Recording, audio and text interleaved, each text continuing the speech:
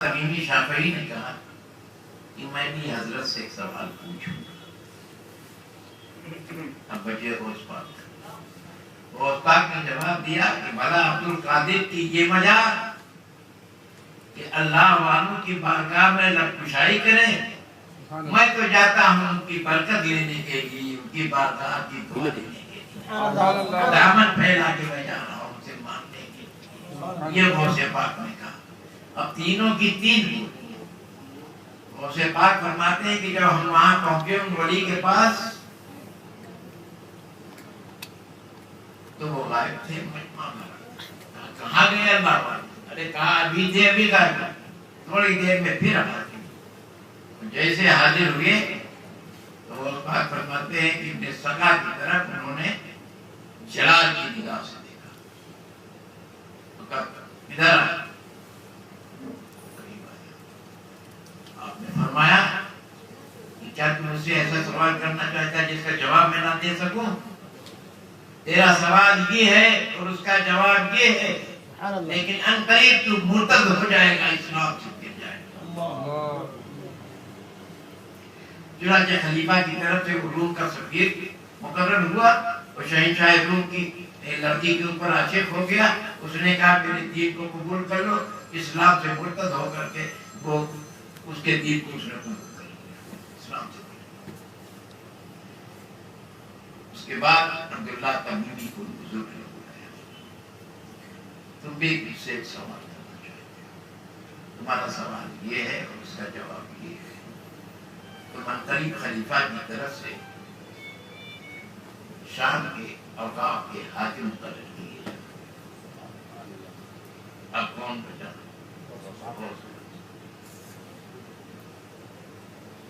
حضرت غوث اعظم فرماتے ہیں کہ میں اکیلا بچا تو وہ محبت میں کھڑے ہو گئے. اس کو اپنے سینے سے لگا لیا. عبد القادر جیلانی یہ وقت میرا ہے لیکن ہم قریب تمہارا ہو جائے گا. اور میں دیکھ رہا ہوں کہ بغداد کے منبر پہ کھڑے ہو کر تم آواز دے رہے ہو کہ دنیا کے سارے اولیاء اللہ کی گردن کے اوپر میرا قدم ہے اور سارے اولیاء اللہ پکار رہے ہیں بل علی عینی والا راضی. نعرہ تکبیر، نعرہ رسالت، جشن سرکار غوث اعظم. چلتے چلتے ایک بات سن لو. سبحان اللہ. ایسے بزرگوں کے دربار سے ملتا ہے. کتنے ایسے ہیں کہ جو محروم ہو کے جاتے ہیں واپس ہو جاتے ہیں. کتنے ایسے ہیں جو ارے ہم نے تو دیکھا ہے وہ لوگ جو بزرگوں کو نہیں مانتے پکے واقعے وہ بھی پھول کی چادر لیے وہ بھی چلے جا رہے ہیں. دائیں بائیں دیکھا کرتے ہیں کوئی ہم کو دیکھ نہیں. معاملہ کیا؟ اس کی بیوی کے اوپر جنات سوار، کسی کی بیوی پر خبیث سوار. مخدوم صاحب نے یہاں آیا ہوا ہے تو ڈر کے مارے خاتون چڑھا دائیں بائیں دیکھا کرتا. جب پڑتی ہے تب یہ خاص ہوتا ہے. میں بتاتا ہوں بزرگوں کے دربار سے ملتا کیسے ہے. کتنے محروم ہو کر کے نکالی جاتی. ارے غوث خواجہ صاحب کے یہاں ایک دیوانہ تھا. ایسے منظور تو آئی جاتے ہیں پرانے والے. بلانا شروع کیا. اے خواجہ 5 روپیہ دے دے، اے خواجہ 5 روپیہ دے دے، اے خواجہ 5 روپیہ دے دے. تو جہاں حقیقت من جاتے ہیں وہاں خواجہ کے دشمن بھی جاتے ہیں دیکھنے کے لیے کیا ہو رہا ہے. تو بازو میں کھڑا ہوا تھا. اس نے دیکھا کہ خواجہ 5 روپیہ دے دے. اس نے دھیرے سے اس فقیر کو بلایا تو جیب سے 5 روپیہ نکالا. وہ کہا لے اس کو جیب میں رکھ لے. خواجہ سینکڑوں من مٹی کے نیچے ہے تو تجھے کیا دے گی؟ یہ جملہ شرک اور بدعت ہے. کبھی نہ کہنا، کبھی نہ کہنا. 5 روپیہ اس فقیر نے لیا، اپنے جیب میں قاعدے سے رکھا اور اس کے بعد رقص میں آ گیا. آپ بارے خواجہ تو ایسا ہی دینے والا جب دینے پہ آتا ہے تو اپنے دشمن کی جیب سے بھی نکلواتا کے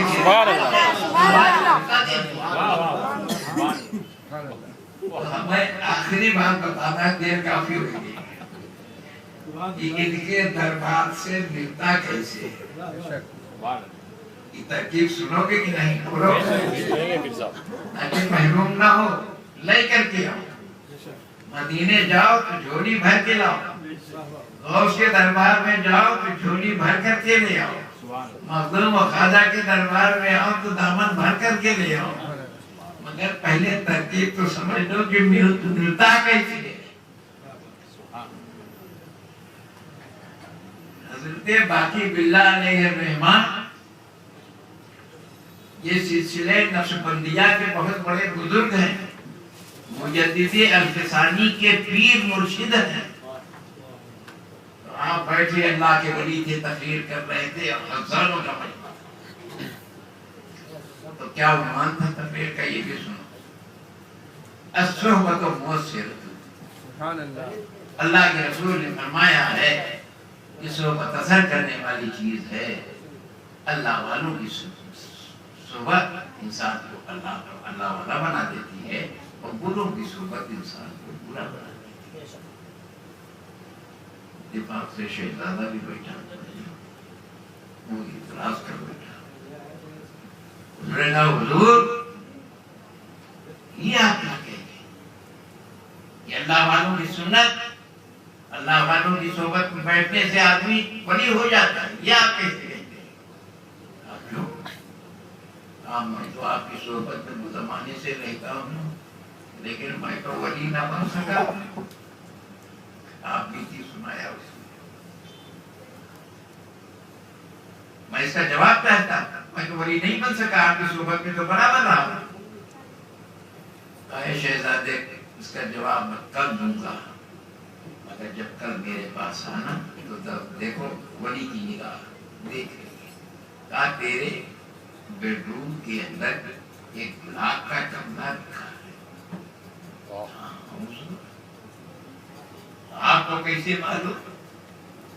मेरे रब का फैसला, मैं देख रहा हूँ जवाब। तो कल जब आना तो गुलाब का गमला लेके आना। उसने कहा हुजूर अगर गुलाब का फूल ही पसंद है तो 100 गमला ला करके रख दो, 100 पौधा गुलाब। कहा नहीं, वो अपने कमरे वाला ले गए। अब भरा मजमा ही देखें आज शहजादे के सवाल का हजरत जवाब क्या है। वो गुलाब का गमला ला के रख दिया,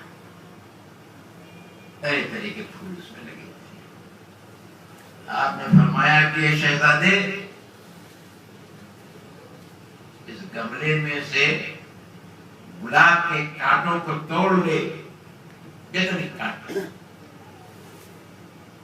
तोड़ लिया, मुट्ठी भर गई उसकी कांटों से। आपने मुस्कुरा के कहा जरा सूंघ, इन कांटों में खुशबू आ रही है। इस हालत में है, आज तक किसी ने कांटे को तो सूंघा नहीं है, ना सुनाया, मगर हजरत का हुजूर बिल्कुल खुशबू नहीं है। कहीं कांटे में खुशबू होती? ले मेरे रुमाल में रख दिया, रुमाल में कांटा न दिया। तो उसके बाद फरमाया ये शहजादे गुलाब की सारी पत्तियों को तोड़ ले। तोड़ लिया, मुट्ठी भर दी। आपने फरमाया कि पत्तियों को जरा सूंघ, देख इसमें खुशबू आ रही है कि नहीं। कभी कांटा सुनाते हैं, कभी पत्ती सुनाते हैं। सुनगा का हुजूर बिल्कुल खुशबू नहीं है, नहीं पत्ती में खुशबू होती। क्या मेरे रुमाल में रख दे, कांटा पत्ती के रख दिया। उसके बाद फरमाया शहजादे कांटों फूलों को तो खुशबूदार फूलों को उसने तोड़ लिया, भर लिया हाथ का। सूंघ इसमें खुशबू है। सूंघा कहा बड़ी भीगी भीगी खुशबू है, हुजूर आप भी सूंघिए। कहा नहीं, बाद में सूंघो। अच्छा अब इस सारे फूलों को इस मेरे रुमाल में रख दे। रख दिया, कांटा पत्ती फूल सब।